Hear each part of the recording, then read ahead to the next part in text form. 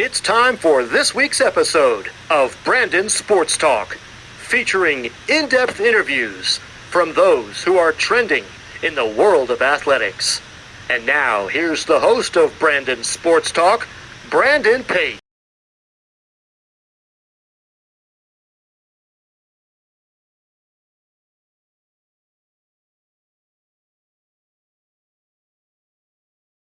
Welcome back to Brandon Sports Talk. In today's episode, I have the privilege of interviewing the Muskingum's head women's lacrosse coach, Coach Lindsey Grundfast. How are you doing today? Doing great, thank you.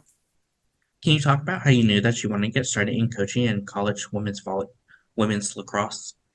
Yeah, I think initially I didn't know I wanted to become a college lacrosse coach. I initially went to college to become a high school math teacher, thought I was going to coach high school lacrosse, do kind of one of those things on the side.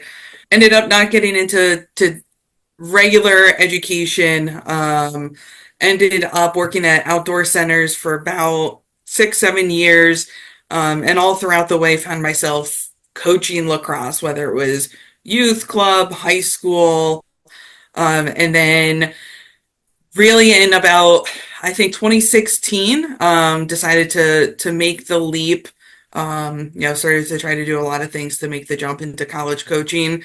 Love working with young women, love getting to be a role model and just a part of their lives in such an influential time period in their lives. Like I said, it wasn't necessarily the traditional track.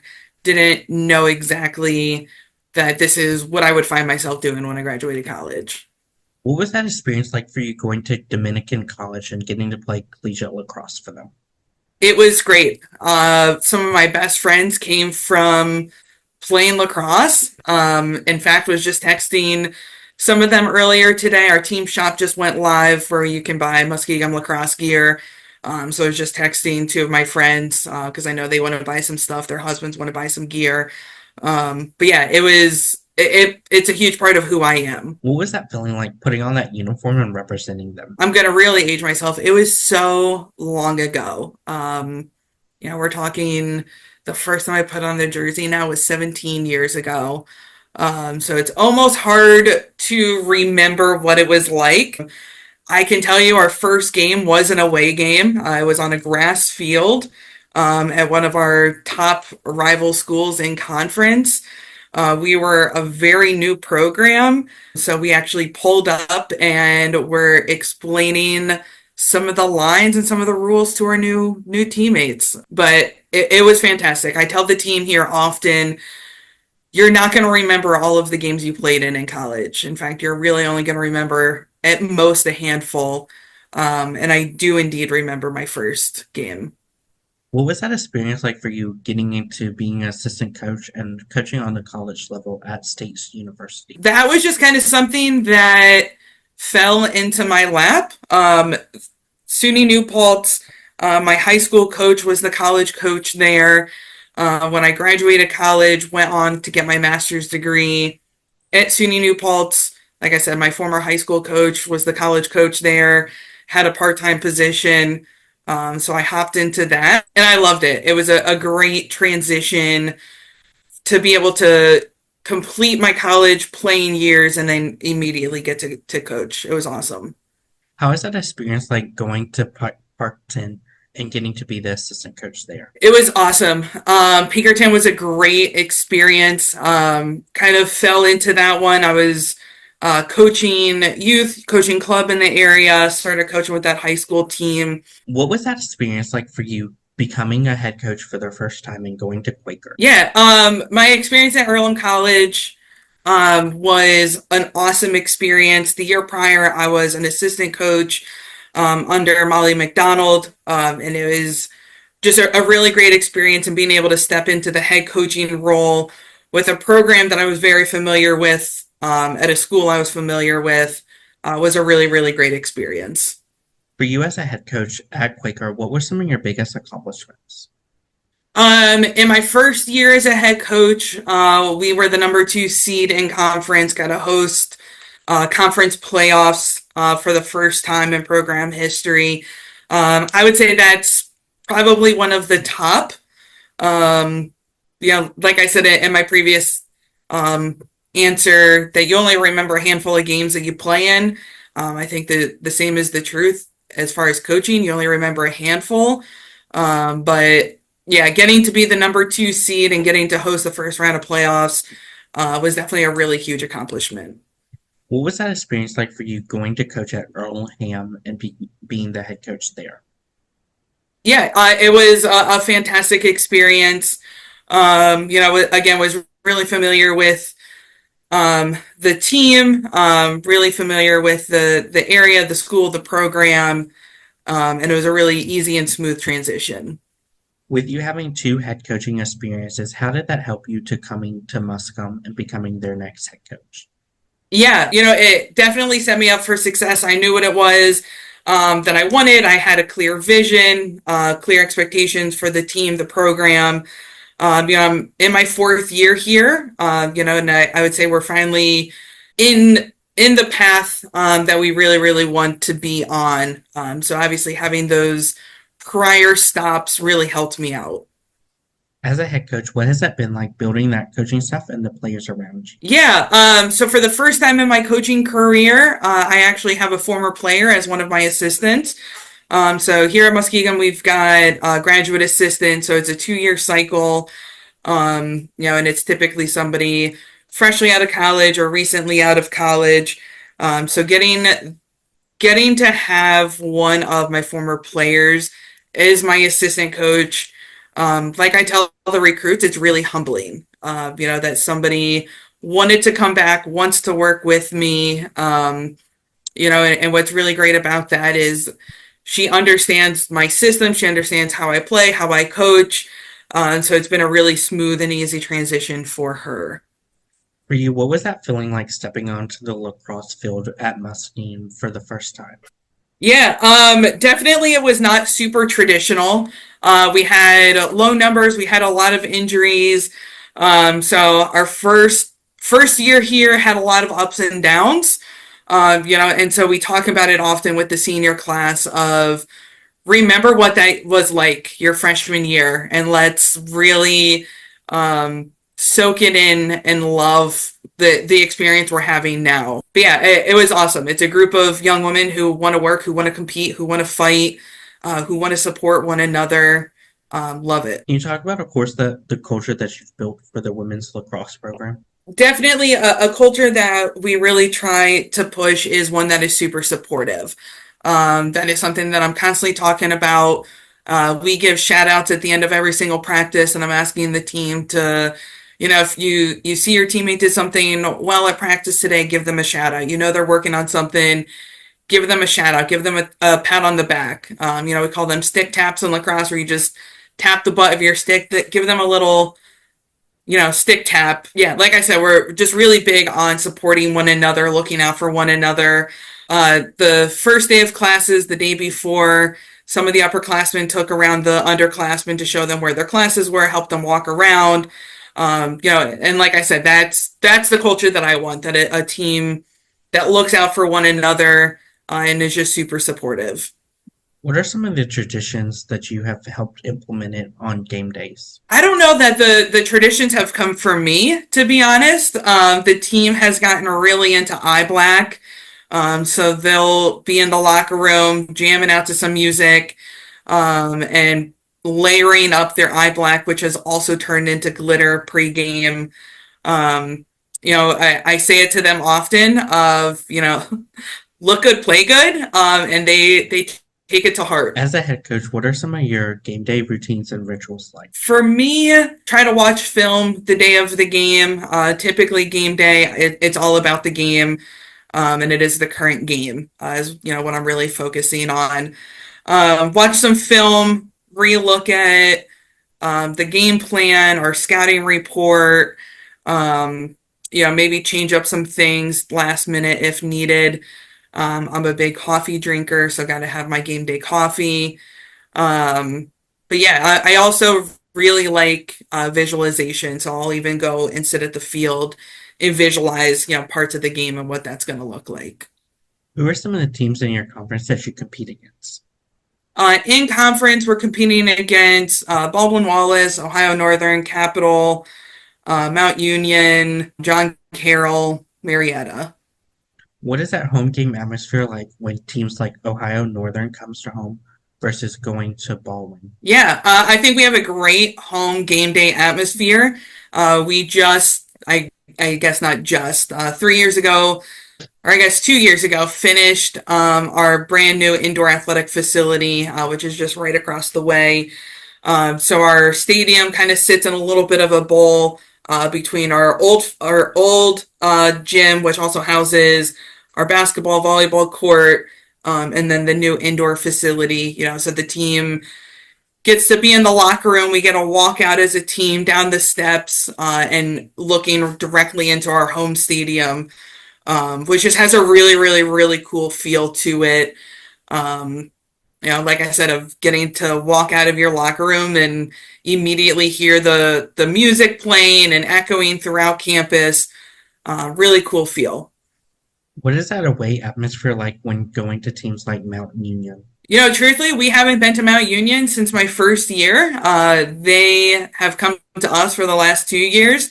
So this coming year, we're headed their way.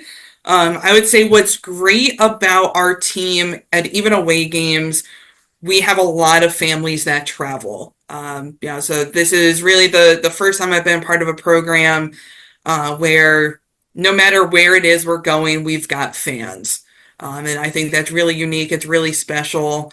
Like I said, to have an away game and look up and have a crowd of parents cheering us on and supporting the team. The families do a great job. They'll sometimes host a tailgate for us, provide us meals after games. So again, just a really supportive atmosphere. What does that recruitment process look like for those prospective student athletes? And as a head coach, what do you look at in those prospective student athletes? Yeah, the process really, like I'm talking to the recruits, process is going to be different for every recruit. Kind of depends on when you start your recruiting process. It's kind of going to depend on what that process looks like. Um, Big believer, get to know the coach, get to know the team, get to know the campus. Make sure it's got the academic profile that you're looking for. Like I tell my prospective student athletes, you're not going to become a professional women's lacrosse player. It's not going to pay the bills. First and foremost, we got to be getting a good education. Personally, what I look for is I want somebody who's going to be a good teammate. I want the person that's cheering on their teammates, who's going to feed their teammate the ball, who's going to see the one more pass. The person that's literally picking their teammate up when they're down. The first one to go and give them a hug when they score. Like I said, all around what I look for is I want somebody who's a good teammate. As a head coach, what is it like seeing those freshmen put on that Muskingum red jersey for the first time? Yeah, I mean, honestly, there's nothing like it. Especially when you've been recruiting them for a long time. Or when you get them to come far away from home. I've got a kid from Colorado. Next year, I got a kid coming from California. So when you get those players that are coming in, like I said, that you've built a really deep relationship with, or they've traveled far away from home, and they come and put on that uniform. It's a really, really cool experience. What is it like seeing those freshmen achieve those first big milestones in their lacrosse career? Yeah, it's exciting. We're constantly talking about the college game is really different from high school. Shots are coming in harder and faster, more accurate. Pace of play is faster.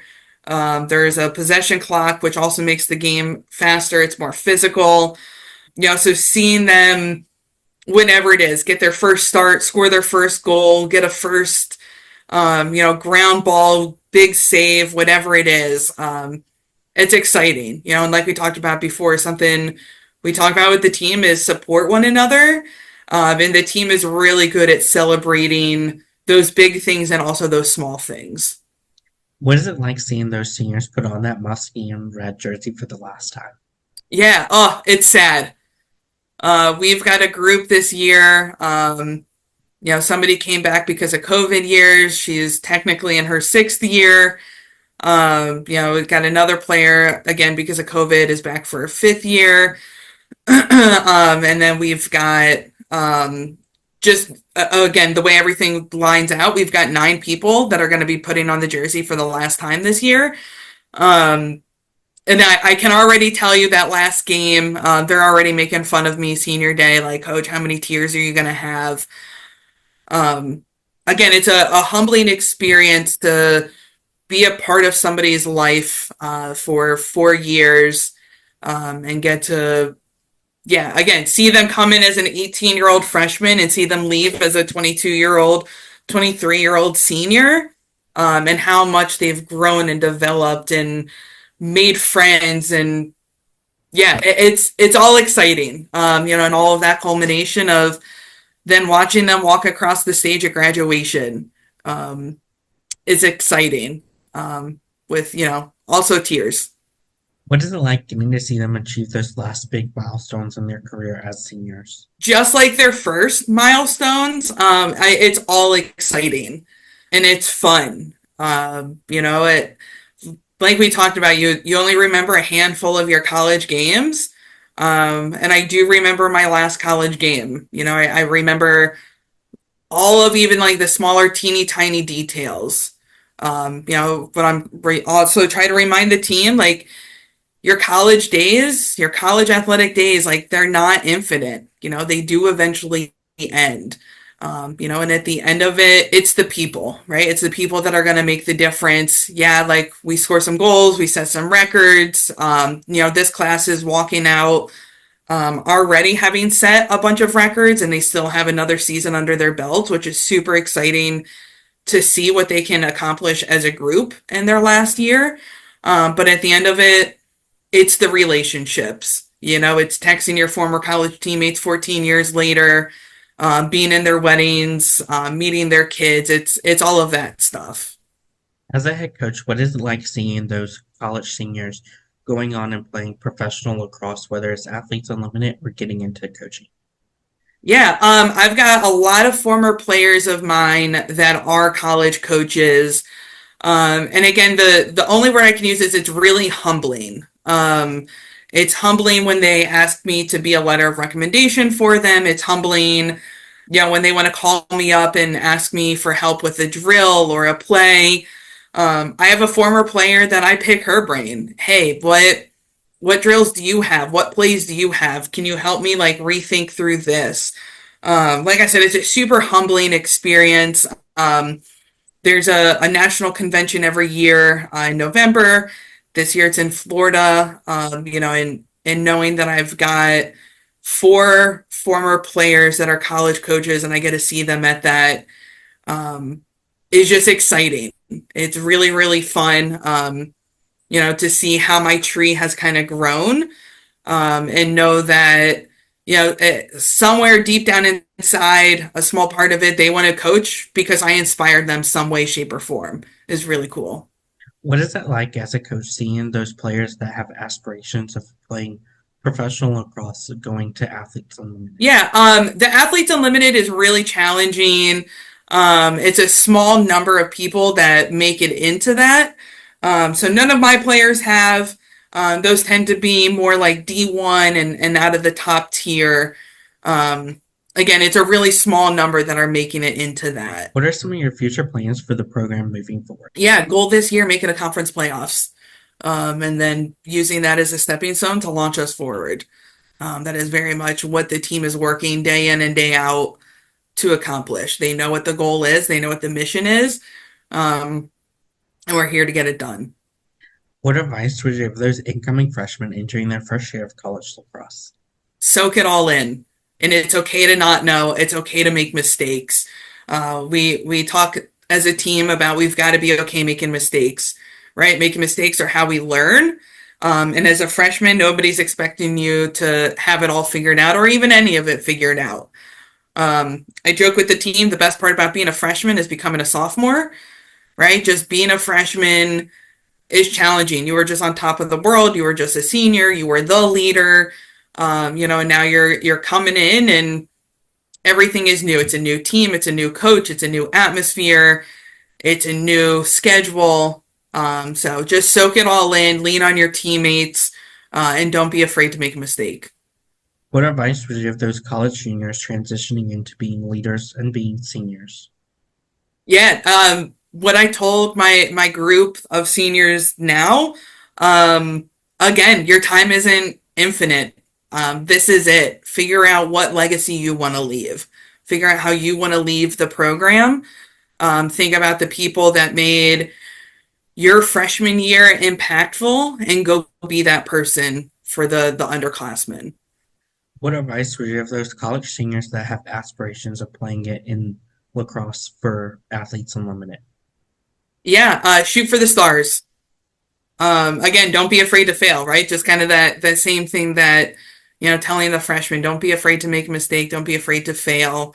Don't um Sometimes what I tell people, right, like let them tell you no. Don't make the decision for them. What advice would you give those players out there looking to get started into coaching after their playing career? Yeah, get involved. The sport of lacrosse needs people in it. There is a bazillion different ways you can get involved in the sport of lacrosse, whether it's officiating, it's coaching, it's volunteering, it's at the high school, the youth, the club, the college level. That is something I push for anybody who leaves my program is find a way to be involved. Do not leave the sport on that last game that we have. Be involved in it. What advice would you give those college head coaches out there are looking to build their own program and build their own legacy? Yeah, it's okay to not know who you are, and it's okay to spend a few years kind of figuring it out. I think one of the best things I did for myself, I found mentors. I found people that I could ask questions to, that I could bounce ideas off of. I've got a group chat with, I don't even know how many of us are in it. And it's a bunch of college lacrosse coaches, and it's a group of people. If you read through the thread, we're talking about games, but we're also talking about, does anybody have a drill for this? Does anybody have a team building idea for this? So again, building yourself a network of people that you can rely on goes a long way. That's great advice. Where can my listeners find you on social media along with the Muskingum's women's lacrosse program at? Yeah, we are on Instagram, we're on Twitter, we've got a fantastic TikTok run by my assistant, and we're also on Facebook. Thank you again, Coach Lindsey, for your interview, and best of luck in your future at Muskingum as the head women's lacrosse coach. Thank you so much. You can find Brandon Sports Talk on Instagram at Brandon Sports Talk, Twitter at Talk_Brandon, and you can find me on YouTube at Brandon Sports Talk. Don't forget to like, comment, and subscribe. Thank you again, Coach, for your interview, and best of luck in your future. Thank you. You've been watching Brandon Sports Talk. Please feel free to like, share, and subscribe to Brandon Sports Talk on social media and on YouTube.